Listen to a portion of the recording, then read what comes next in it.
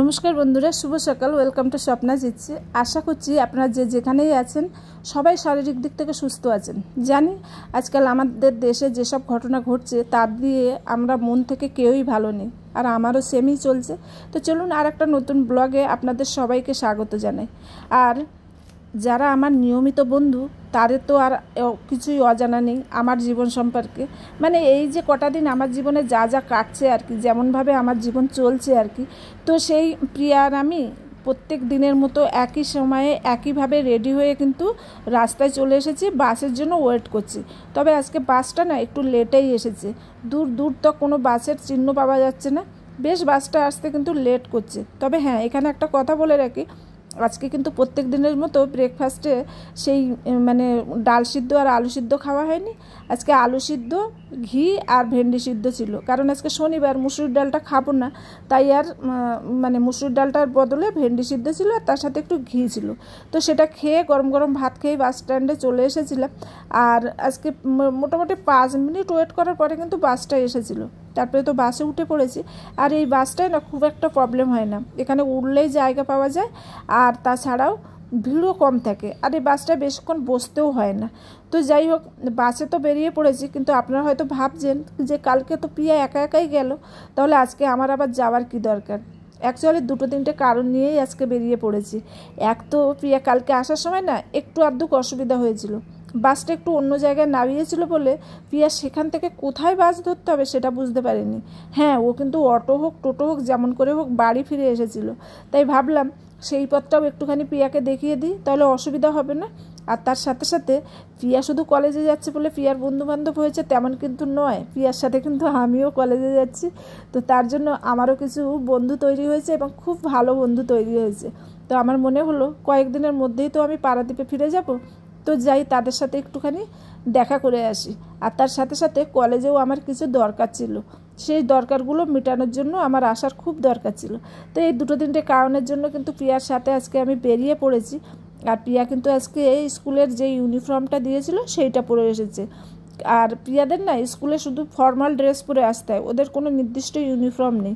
তবে ওই যে গেঞ্জিটা দিয়েছে সেটা কখনো কখনো দরকার পড়ে, যখন কলেজ থেকে বলবে তখন ওকে ওটা পরে আসতে হবে। দেখলেন তো, প্রথমে তো স্কুল স্কুল বলেছি, তারপরে একবার কলেজ বললাম। আমার না এই ভুলটা বারবার হচ্ছে, আর প্রিয়া না এতে একটু রেগেও যাচ্ছে, বলছে মা কলেজ তো আমি কবেই চলে এসেছি, স্কুল তো অনেক আগেই ছেড়ে দিয়েছি, তবুও তুমি এখনও স্কুলের নাম ভুলতে পারো না, কথায় কথায় স্কুল বলো।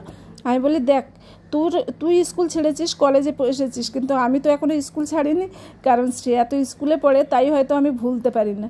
তো যাই হোক, আমি তো আসার পরে ভিডিও করতে পারিনি, সেকেন্ড বাসটায় এত ভিড় ছিল যে ক্যামেরাটা বার করতেই পারিনি যে আপনাদের জন্য একটুখানি ভিডিও করব। কিন্তু হয়তো একদিক থেকে ঠাকুর মঙ্গলই করেছে, কেন বলুন তো, আপনাদের না এই রাস্তাঘাট, মাঠ, গাড়ি, জল, গাছপালা এসব দেখিয়ে দেখিয়ে হয়তো বোর করে দিচ্ছি, আমিও বুঝতে পারছি। কারণ কি হয় বলুন তো, আমি তো ডেলি ব্লগার, তাই আমি প্রত্যেক দিন আমার জীবনটা কেমনভাবে চলছে সেটা আপনাদের সামনে উপস্থাপনা করার চেষ্টা করি। তো আজকাল তো আমার জীবন এইভাবে রাস্তাঘাটেই কেটে যাচ্ছে। সবথেকে বড় কথা কি জানেন, আমরা না জীবনে কোনো কিছুতেই খুশি হই না। কারণ কি, আমি যখন বাড়ি থাকতাম পারাদ্বীপে, তখন যখন আমি রান্না বান্না এই ঘরের কাজ দেখাতাম, তখন আমি নিজেই বিরক্ত হয়ে যেতাম, আর ভাবতাম আপনারাও হয়তো বিরক্ত হয়ে যাচ্ছেন যে একই কাজ দেখাচ্ছি, একটু বাইরে টাইরে বেরোলে মনে হয় ভালো হতো। কিন্তু এখন যখন আবার বাইরে এসে সেইটা দেখাচ্ছি, তখন আবার নিজেও আবার বিরক্ত হচ্ছে। এর থেকে এটাই বোঝা যায় অতিরিক্ত কোনো কিছুই ভালো না। শুভ সকাল বন্ধুরা, ওয়েলকাম টু স্বপ্না জিতছে। আজকে কিন্তু তার পরদিন সকালবেলা, মানে সানডে সকালবেলা আজকে। আর সকাল সকাল ঘুম থেকে উঠে কিন্তু চা বানাতে শুরু করেছি। অ্যাকচুয়ালি কথাটা ভুল বললাম, সকাল সকাল উঠিনি। আজকাল আমার আর সকাল সকাল ওঠার কোনো তাড়া নেই, কারণ আমার উপরে আজকাল কেউ নির্ভর করেও নেই। এখন আমি অন্যের উপর নির্ভর করে আছি, মানে আমার মায়ের উপরে। তো যাই হোক, মা সকাল সকাল উঠেই কিন্তু নিজের কাজ তো অর্ধেকের বেশি করে ফেলেছে। তো মা সবজি কাটছিল বলে আমি উঠে একটুখানি চাটা বানিয়ে নিলাম আদা দিয়ে। আর দেখুন সকাল মানে দেখছেন তো 8:30 বাজে, ওই 7টার দিকে ঘুম ভেঙেছে, তারপরে এপাশ ওপাশ করে উঠতে উঠতে 7:30, তারপরে ওই ফ্রেশ হয়ে টয়ে একদম চা নিয়ে বসে পড়েছি। আর পরশুদিন যে আমি বেকারি বিস্কুটগুলো এনেছিলাম না, সেই বেকারি বিস্কুট দিয়ে কিন্তু সকালের চাটা খাচ্ছি। আর এখানে আসার পরে তো আমার মানে জীবনের কোনো নিয়ম শৃঙ্খলা কোনো কিছুই নেই, সব কিছু এইভাবে আমার চলছে। সকালে বেকারি বিস্কুট, কোথায় হচ্ছে 4-5টা ক্রিম কেকার বিস্কুট, তো এইসব খেয়ে দিন চলছে। তো যাই হোক, আমি কিন্তু চাটা খেয়ে আর মার্কেটে বেরিয়ে পড়েছি। মা সকালে উঠতেই বললো যে ভাই রাত্রে নাকি বাজার করে এসেছে, মানে ভাই কালকে একটু লেটে এসেছে, আমি ততক্ষণে ঘুমিয়ে পড়েছিলাম, কারণ একদিন না একটুখানি বেশি ক্লান্ত হয়ে যাচ্ছি। তো ভাই কি বাজার এনেছে আমি জানতাম না। তো মা বললো ভাই নাকি রাত্রে ইলিশ মাছ নিয়ে চলে এসেছে, আর যা যা সবজির দরকার ছিল সেগুলোও এনেছে। তো একটুখানি যদি চিংড়ি মাছ হতো ভালো হতো, আর একটু ফুলের দরকার। তা আমি বললাম ঠিক আছে, প্রিয়া ঘুম থেকে উঠুক, প্রিয়াকে পাঠাবো। মা বললো না রে, প্রিয়া উঠতে উঠতে অনেকটাই লেট হয়ে যাবে, বরং তুই চাটা খেয়ে চলে যা, এদিকে আমি টুকটাক করে গুছাতে থাকি। তো আমি বললাম ঠিক আছে চলো, আমি জিনিসটা নিয়ে আসছি বলে আমি কিন্তু মার্কেটে চলে এসেছিলাম। তো মা তো ওই বরাবরের মতো আজকেও বলে দিল ছোটো ছোটো চিংড়ি মাছ আনবি কিন্তু।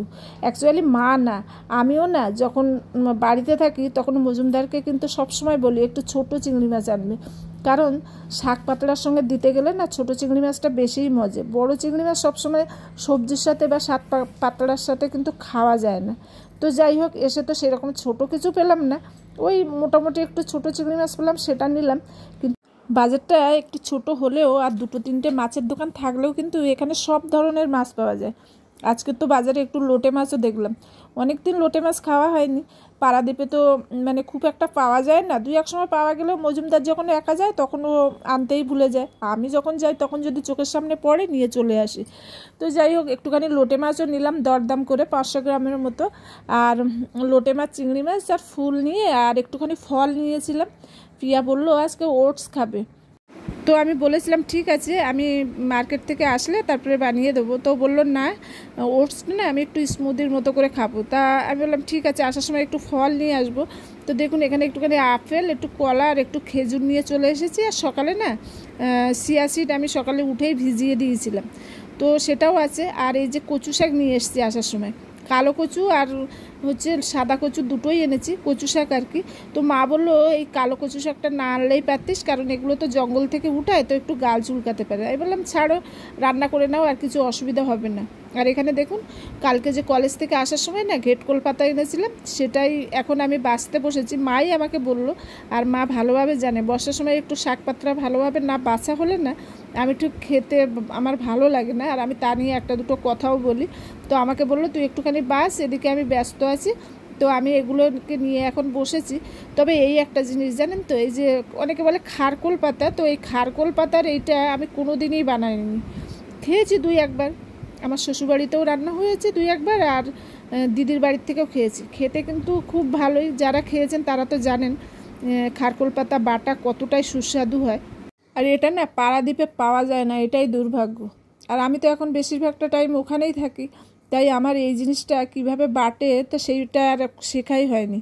তবে এটা কিন্তু আজকে আমি বাটবো না, দিদি আসছে, দিদিই বাটবে। তো দেখুন এখানে কিন্তু আমি ওটসটা বানিয়ে রেখেছি। অ্যাকচুয়ালি ওটসটা না আমি যাওয়ার আগেই ভিজিয়ে দিয়েছিলাম, চিয়া সিডও ভিজানো ছিল, আর তারপরে না একটু ফল কুচি কুচি করে দিয়েছি, দিয়ে একটু মধু দিয়েছি, দিয়ে বানিয়ে ফেলেছি। এটা আমি শুধু পিয়ার আমি এখন খেয়ে নেব। আর এদিকে কিন্তু মা কিছুটা রান্না করেছে, আর আমি বললাম যে আমি কচু শাকটা তাহলে করে নিই। তো ইলিশ মাছের মাথা মানে রাত্রেই বললাম যে ইলিশ মাছ এনেছিল, তো সেই ইলিশ মাছের মাথাগুলো এখন আমি ভেজে নেব, লবণ হলুদ মাখিয়ে নিয়েছি, এটাকে ভালো করে ভেজে নেব। আর এটা কিন্তু সেই নতুন কড়া, দিদির বাড়ি গিয়ে যে আমি একটা কড়াই নিলাম আর মা একটা কড়াই নিল না, সেই কড়াটা তো আজকে একদম মাছ দিয়েই উদ্বোধন করা হলো কড়াইটা। তো যাই হোক, ইলিশ মাছের মাথাগুলো খুব সুন্দর করে ভেজে নিয়েছি, কিন্তু এটা কিন্তু আমি উঠিয়ে অন্য পাত্রে আর রাখলাম না। এর ভিতরেই একটু কালো জিরে, কাঁচা লঙ্কা, না সরি শুকনো লঙ্কা আর তেজপাতা দিয়ে দেবো। দিয়ে এটা সুন্দর করে ফোড়নটাকে বেশ ভাজা ভাজা হয়ে আসলে কচু শাকটা দিয়ে দেবো। তবে কচু শাকটা কিন্তু আগের থেকে মা বয়েল করে রেখেছে, সেই বয়েল কচু শাকটা দিয়ে দেবো এটা বেশ ভাজা ভাজা হয়ে আসলে। আর আমার শাশুড়ি মা না কচু শাক রান্না করার সময় না মৌরি বাটা দিত, আমি সবসময় দেখেছি মৌরি ফোড়ন দিত, মৌরি বাটা দিত, কিন্তু আমি আর আজকে মৌরি বাটা বা ফোড়ন দিলাম না, কালো জিরে দিয়েই করছি। আর কি বলুন তো, ইলিশ মাছ তো, ওর জন্য এতে ইলিশ মাছের গন্ধটা যাতে থাকে তার জন্য আমি সবসময় একটু কম মশলা দিয়েই বানাবার চেষ্টা করি। তো দেখুন এখানে আমি বয়েল কচু শাকটা কিন্তু দিয়ে দিলাম, আমি দিলাম না, মাই ঢেলে দিল। আর আমি এক হাতে ফোনটা ধরে রেখেছি, ভিডিও হচ্ছে, আর এক হাত দিয়ে খুন্তি নাড়ছি। তো যাই হোক, এটাকে বেশ ভালো করে মিক্স করে দিয়েছি। এখন একটুখানি স্বাদ অনুযায়ী এর ভিতরে লবণ দিয়ে দেবো, আর ওই 1/2 টেবিল চামচের মতো হলুদ গুঁড়ো দিচ্ছি। আর তার সাথে সাথে কিন্তু একটু মিষ্টিও দেবো, কারণ কচু শাক একটু মিষ্টি মিষ্টি হলে সেটাই কিন্তু খেতে ভালো লাগে বেশ। তো যখন মিষ্টিটা দিয়েছি না, তখন ঠিক ভিডিওটা করা হয়নি, মিস্টেক হয়ে গেছে। তো যাই হোক, এখন কিন্তু আমি মশলাগুলোর সাথে সুন্দর করে কচু শাকটা আর মাথাটা মিশিয়ে নিচ্ছি। মাথাগুলো আমি এখন ভেঙে দিলাম না, এটা নাড়তে নাড়তেই অলরেডি মাথাগুলো তো ভেঙে টুকরো টুকরো হয়ে যাবে। তো এটাকে ঢেকে দিলাম, বেশ খানিকক্ষণ ঢাকবো, নাড়বো এরকম। আর দেখুন আমি শাকটা বসাতে বসাতেই কিন্তু দিদি চলে এসেছে, অনেক বলার পরে চলে এসছে। ও একদম সকালে বিড়ালের খাবার দাবার দিয়ে ঠিকঠাক করে চলে এসছে। অ্যাকচুয়ালি কেন জানেন, ওকে সবসময় বলা হয়, ও না একটা টাইমে খুব অ্যাক্টিভ ছিল, সব কাজে বাইরে ছোটাছুটি দৌড়াদৌড়ি। এখন ধীরে ধীরে যতদিন থেকে বিড়ালগুলো বাড়িতে এসেছে না, তখন থেকে ও না একদম ও বাইরে বেরোনো বন্ধ করে দিয়েছে, সবসময় ঘরের মধ্যে বসে থাকে, যার জন্য ওর শরীরটাও ভালো যায় না।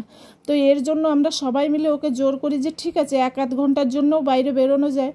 তারপরে বাড়ি আরও মেম্বাররা আছে, তাদের উপরে একটুখানি ভরসা করে ওদের ছেড়ে দিয়ে বেরোনো উচিত। কারণ কখনো কখনো এমনও হতে পারে যে কোনো হয়তো বিপদে ওকে বাইরে বেরোতে হলো, তখন কিন্তু বিড়ালগুলোর যেমন অসুবিধা হবে, তেমন ওরও কিন্তু অসুবিধা হবে। তো তার জন্যই আমরা সবাই এত জোর করি। আর দেখুন এইটা নিয়েই কিন্তু দিদি এসেছে। আমার একটা নোয়া ছিল যেটা ভেঙে গেছে, তো আমি ওটাকে স্বর্ণকারের দোকানে দিয়ে এসেছিলাম, ওটা ভেঙে আর একটা অন্য ডিজাইন করে নিলাম। তো এটাই দেওয়ার জন্যই দিদি এসছে, নাইলে হয়তো ও আসতো না। আর পাশে যে দুটো চেন দেখছেন, ও দুটোকে কালার করা হলো। আর কচু শাক রান্না করতে তো আর কোনো কষ্ট নেই, এখন শুধু আমি লো ফ্লেমে রেখেছি, ঢেকে দিচ্ছি, মাঝে মাঝে এসে নেড়ে ওটাকে রেখে দিচ্ছি, রেখে আবার ঢেকে দিচ্ছি, এই করে করে বেশ কিছুক্ষণ 10-15 মিনিট রাখবো। জলটা একদম ড্রাই হয়ে গেলে আর নাবিয়ে নেব। আমি একটা জিনিস খেয়াল করেছি জানেন তো, যেসব জিনিসে কম সময় লাগে রান্না করতে, কম মশলা লাগে, সেগুলোই কিন্তু খুব সুস্বাদু হয়। তো যাই হোক, আর এদিকে কিন্তু সেই পরশু দিনের লাড্ডুটা ছিল, 2টো লাড্ডু ছিল। এবার মা তো খাবে না, আমরা 4 জন আছি, তাই সমান ভাগে ভাগ করে নিলাম, নিয়ে সবাইকে দিয়ে দিলাম। আর খারকোল পাতাটা কিন্তু দিদি নিয়ে বসেছে অলরেডি, একটু রসুন, কাঁচা লঙ্কা, কালো জিরে, একটু সর্ষে, আর খারকোল পাতাটাকে না একদম শুকনো ড্রাই করে ভেজে নিয়েছে, আর মশলাগুলোও ড্রাই করে ভেজে ও বাটছে। আর এদিকে দেখুন যে লোটে মাছ এনেছিলাম, সেইটা ঝুরো হয়েছে আজকে দুপুরে, আর এইটা দিয়েই তো পুরো ভাতটা আজকে দুপুরের খাওয়াটা হয়ে যাবে। আর সবাই খায় বাড়িতে, কোনো অসুবিধা নেই। আর তার সাথে তো সেই কচু শাক করলাম ইলিশ মাছের মাথা দিয়ে, এটাও একটা দুর্দান্ত রেসিপি। আর সাথে কিন্তু আছে একটুখানি করলা ভাজা, পেঁয়াজ দিয়ে মা সকালেই ভেজেছিল, তো সকালবেলায় খাওয়া হয়েছে, আর এখনও একটু আছে। আর এখানে না সব রকম সবজি, এই আলু, বিনস, বরবটি, সব রকম সবজি দিয়ে একটা ভাজা করা হয়েছে, আর ইলিশ মাছের সর্ষে বাটা দিয়ে ঝাল হয়েছে। আর দিদি যে খারকোল পাতাটা বাটলো সেটা হচ্ছে এখানে। তো আজকে দুপুরের খাবার এই। আর দুপুরে নয়, সকালেও কিন্তু আমরা না, দিদি যখন আসলো তখন ভাই বললো চল একটা করে সবার জন্য ইলিশ মাছ ভাজ, সবাই মিলে গরম গরম ভাতে ইলিশ মাছ ভাজা দিয়ে খাবো। তা আমি আর প্রিয়া তো বললাম আমাদের তো খাওয়া হয়ে গেছে, সকালে ওটস খেয়েছি, তুই আর দিদি খেয়ে নে। বললো না, খেয়েছিস, কী হয়েছে, ওটস তো খেয়েছিস, চল খেয়ে নি। তো সকালে কিন্তু একদম ভরপেটটা আবার ইলিশ মাছ ভাজা দিয়ে 1 প্লেট করে ভাত খাওয়া হয়ে গেছে। আর তারপরে তো এখন সেই নিয়ে বসেছি, আর ওই গল্পটাই করছি এখন বসে খেতে খেতে, যে আমি না করতে পারি না, আমি এই খারকোল পাতাটা বাটতে পারি না। দিদি বেটেছে, খেয়ে কেমন হয়েছে বল। পিয়ার কাছে শুনছে, তো পিয়া সবসময় না বাটা ভাজা এগুলো খুব ভালোবাসে, পোড়া। তো আমি বলছি পিয়ার তো এটা খুবই ভালো লাগবে, পিয়ার কোনো অসুবিধা নেই, আর আমাদেরও খুব ভালো লাগছে। তো এখন কিন্তু সবাই মিলে খেতে বসেছি। তো না, সবাই বলতে মা কিন্তু এখনও খেতে বসেনি, কারণ মা আমাদের দেবে, তারপরে মা খেতে বসবে। তো যাই হোক, আমরা 3 ভাই বোন আর প্রিয়া বসে ভাত খেয়ে নিলাম। আর দিদি আসার সময় যে মিষ্টি এনেছিল না, সেটা খাওয়া হয়নি, কারণ দিদি যখন আসলো তখন তো একদম সাথে সাথেই ইলিশ মাছ ভাজা দিয়ে ভরপেটটা সবাই ভাত খেলো। আর তারপরে ঘরেতে যে অল্প মিষ্টি ছিল সেটাই খাওয়া হয়েছিল। তো এখন দুপুরে খাওয়ার পরে না মিষ্টির কথা মনে পড়লো। আর দেখবেন খাওয়া দাওয়ার পরেই কিন্তু একটুখানি মিষ্টি খেতে কেমন যেন মন চায়। আমার তো চায়, আপনাদের কি চায় নাকি? তাহলে একটু কিন্তু কমেন্টে লিখে জানাবেন যে আপনাদের কার কার খাওয়ার পরে মিষ্টি খেতে ইচ্ছা করে। তো শুভ সন্ধ্যা বন্ধুরা, এখন কিন্তু সন্ধ্যা হয়ে গেছে, আর আমরা চা নিয়ে বসে পড়েছি। তো ভিডিওটা আজকের আর বড় করব না, এইখানেই শেষ করছি। যদি ভিডিওটা ভালো লাগে তাহলে অবশ্যই লাইক, শেয়ার, কমেন্ট আর সাবস্ক্রাইব করবেন। তাহলে আজকে এইখানেই রাখছি। আপনারা সবাই কিন্তু ভালো থাকবেন এবং সুস্থ থাকবেন।